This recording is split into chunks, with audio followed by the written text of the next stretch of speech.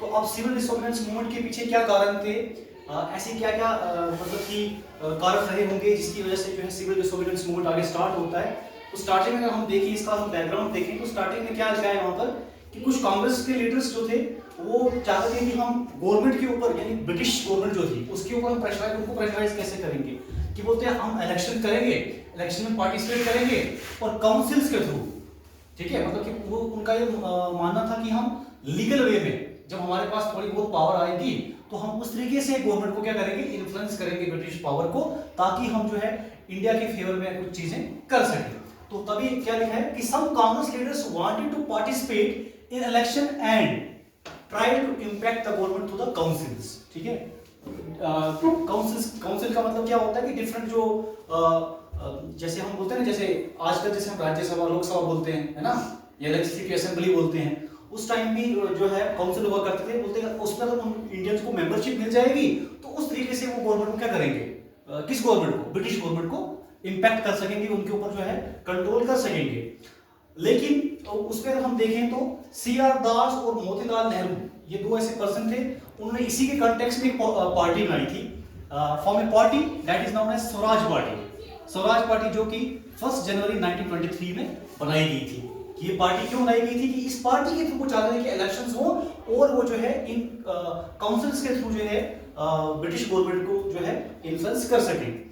लेकिन कुछ लीडर्स जो थे उनका ये मानना था कि हम जो है इस तरीके से जो है ब्रिटिशर्स को जो है इंपैक्ट उनके ऊपर नहीं डाल सकते हैं, अपनी बातों को उनके अपनी इन बातों से उनको जो है नहीं मनवा सकते हैं। क्या गारंटी है कि हमको काउंसिल्स में जो है वो हमको सीट्स देंगे। तो but Jawaharlal Nehru and Subhash Chandra Bose argued that India would get independence, India को आजादी कैसे मिल सकती है, थ्रू द मास मूवमेंट, कि अगर लोग जो है एकजुट होंगे, डिफरेंट मूवमेंट चलाएंगे, एक एग्रेसिव नेचर में आगे बढ़ेंगे, तब जाके ही हम ब्रिटिशर्स से आजाद हो सकते हैं। इस तरीके से हम आजाद नहीं हो सकते हैं, ठीक है। तो ये मतलब इसका बैकग्राउंड था कि हम जो है सिविल डिसोबीडियंस की तरफ कैसे बढ़ते हैं। इसके साथ अगर हम एक और चीज ऐड करेंगे जो मैंने यहाँ पर हेडिंग के लिखी है, 2 factor that shape the Indian politics. यहाँ पर हम 2 फैक्टर्स पढ़ेंगे जिसकी वजह से जो है इंडियन पॉलिटिक्स को एक और शेप मिलती है, कैसे जो है मूवमेंट आगे चलता है। तो सबसे पहले अगर देखें तो ग्रेट डिप्रेशन। ग्रेट डिप्रेशन एक इकोनॉमिक टर्म है। उस टाइम क्या था कि 1929 का टाइम पीरियड बताया गया है। इस टाइम क्या था कि जो इकोनॉमी थी, पूरी वर्ल्ड इकोनॉमी, उसमें जो है डिप्रेशन छाया हुआ। डिप्रेशन ये वो डिप्रेशन वो वाला डिप्रेशन नहीं है, इकोनॉमिक डिप्रेशन। इकोनॉमिक डिप्रेशन का मतलब क्या होता है कि agriculture prices begin to fall, यानी कि प्राइसेस क्या हो रही थी, एग्रीकल्चर प्राइसेस की बात कर रहा हूं, प्राइसेस भी कम हो गई थी और चीजों का एक्सपोर्ट भी क्या हो गया था, कम हो गया, प्राइसें कम, डिमांड्स भी कम, और उसकी वजह से क्या होता है, प्रॉफिट भी नहीं होता है। जब इनकम भी नहीं होती है तो सारा का सारी चीजें क्या हो रही थी, स्लो डाउन में जा रही थी। और जो किसान थे, peasants found it difficult to sell their harvest crops, जो भी उनके पास जो फसलें होती थी उसको उनको जो है बेचने में बहुत मतलब कि डिफिकल्टी आती थी, क्योंकि उनको उनके हिसाब से जो है प्राइसेस नहीं मिल रही थी। मैंने कहा था कि प्राइसेस भी क्या हो गई थी, कम हो गई थी। जितना वो मतलब कि उसके ऊपर इनपुट्स लगाते थे तो उसको जो है उसका मतलब कि वो प्रॉफिट जो है वो एक सुटेबल मात्रा में उनको नहीं मिल पा रहा था, जिसकी वजह से अनएबल टू पे देयर रेवेन्यू, अपने जो है मतलब जो टैक्स वगैरह जो देते थे वो भी जो है पे करने में क्या हो गए थे, वो मतलब कि सक्षम नहीं थे। तो ये कुछ फैक्टर्स थे जिनकी वजह से भी जो इंडियन पॉलिटिक्स को शेप मिलती है कि ये सब चीजें भी इंडिया में घटित हो रही थी, लेकिन ब्रिटिशर्स का भी जो है इस तरह पे कोई ध्यान नहीं था, ठीक है। उसके बाद आपकी बुक में नेक्स्ट क्या लिखा हुआ है, साइमन कमीशन। साइमन कमीशन ये बहुत ही इंपॉर्टेंट है, इसको समझना इंडियन हिस्ट्री में सबसे ज्यादा इंपॉर्टेंट है ये। साइमन कमीशन में क्या है कि इसको अगर हम देखें तो साइमन कमीशन को अगर हम समझेंगे तो क्या इसका बैकग्राउंड देखेंगे, इसमें क्या है कि हर 10 साल के बाद क्या होता था कि हर एवरी 10 इयर्स गवर्नमेंट करती थी कोई ना कोई मतलब कि आगे चेंज करते रहती थी।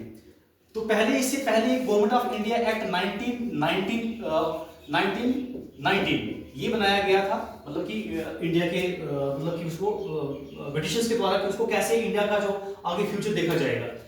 उसी हिसाब से अगला जो एक्ट आना था वो आना था 1929 में, मतलब कि अगले 10 साल के बाद आना था। लेकिन ब्रिटिशर्स ने इसको 1927 में ही पहले ही ला लिया गया, ठीक है। 1929 में आना, लेकिन इन्होंने कब लाया, 1927 में। और उसकी अध्यक्षता किसको दे दी गई, साइमन को। Headed by the sir John Simon, उसको दे दी गई।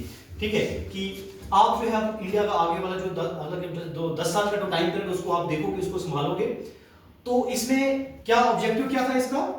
Review the Indian constitution and suggest some changes, कि इंडिया के कॉन्स्टिट्यूशन को आप देखोगे, उसमें जो कुछ चेंजेस होंगी, आप भी उसमें जो है कुछ ना कुछ सुधार लाओगे।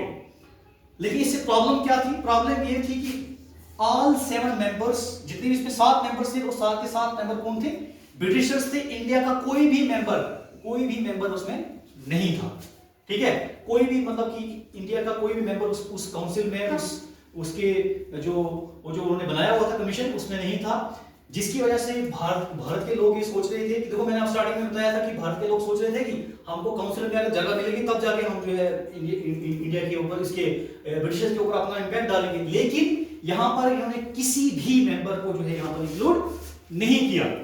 जब नहीं किया तो क्या है कि कमीशन जब इंडिया में आता है, commission arrived in India in 1928 में जब इंडिया में आता है, ठीक है, ये कमीशन लेके आते हैं इंडिया में। एंड जब लोग देखते हैं कि ये कमीशन इंडिया में आया है, तो ग्रीटेड विद द स्लोगन, और लोग उसका वेलकम किस तरीके से करते हैं? Simon go back, Simon go back का नारा लगाते हैं सभी लोग। ठीक है, कि हम वो चाहते थे कि इस काउंसिल में, इस कमीशन में जो है इंडियंस को भी जगह मिले, तब जाके जो है भारत के लोग जो है ब्रिटिशर्स को थोड़ा अपने कॉन्फिडेंस में ले सकते थे। बट ऐसा उन्होंने नहीं किया, जिसकी वजह से क्या है कि स्लोगन दिए गए Simon go back.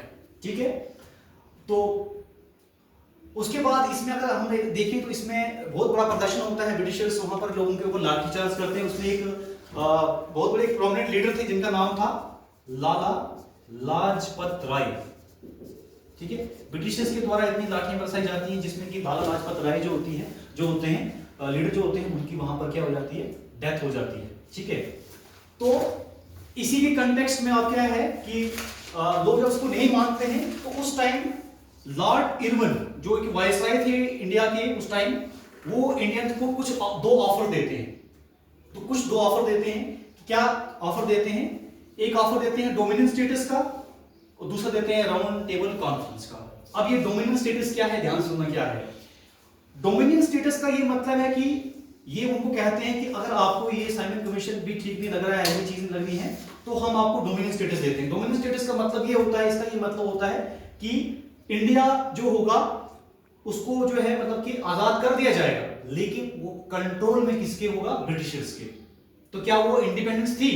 Dominion status का मतलब होता है यानी कि एक देश जो है उसको कह दिया जाएगा कि हाँ भाई आप इंडिपेंडेंट हो, लेकिन कंट्रोल जो है वो किसी न किसी देश के मतलब कि किसी न किसी देश से उसका कंट्रोल होता है। तो ब्रिटिशर्स ने का ये मानना था कि आप जो है इंडिपेंडेंस हो जाओ, लेकिन जो है हमारा जो कंट्रोल है आपके ऊपर बना रहेगा। तो लोगों ने इस बात को नहीं माना। और दूसरी बात कहा क्या रखी ना, round table conference. Round table conference का मतलब क्या है कि ये कॉन्फ्रेंस की जाएगी जहां पर टाइम टू टाइम मीटिंग्स की जाएगी, भारत के भविष्य के बारे में सोचा जाएगा। तो लोगों का ये मानना था, इंडिया के डिफरेंट लीडर्स का मानना था कि ये ब्रिटिशर्स कौन होते हैं, हमारे फ्यूचर्स के बारे में जो है डिस्कशन करने वाले, मीटिंग करने वाले। तो पंडित जवाहरलाल नेहरू ने क्या किया, उन्होंने डिमांड रखी कि हमको डोमिनियन स्टेटस नहीं चाहिए, हमको क्या चाहिए? Complete independence. क्या चाहिए? Complete independence. डोमिनियन स्टेटस नहीं चाहिए हमको, ये आधा अधूरा हमको जो है आजादी नहीं चाहिए, कंप्लीट इंडिपेंडेंस चाहिए। जिसको क्या नाम रखा गया? पूर्ण स्वराज।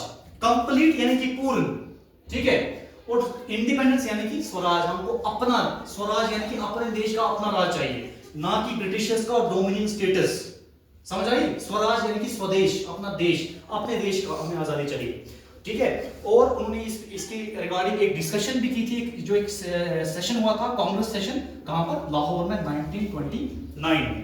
और उसके बाद और उन्होंने एक अनाउंसमेंट की थी कि 26 जनवरी 1930 को हम जो है इंडिपेंडेंस डे मनाएं। हालांकि ये जो है आगे कंप्लीट नहीं हुआ, लेकिन उस मैंने ये डिस्कस किया था, तो ये बताया था कि 26 जनवरी 1930 को क्या हम जो है इंडिपेंडेंस डे मनाएंगे। ठीक है, तो ये कुछ कारण थे जिसकी तरफ से जो है इंडिया की जो पॉलिटिक्स थी उसको एक शेप मिलती है।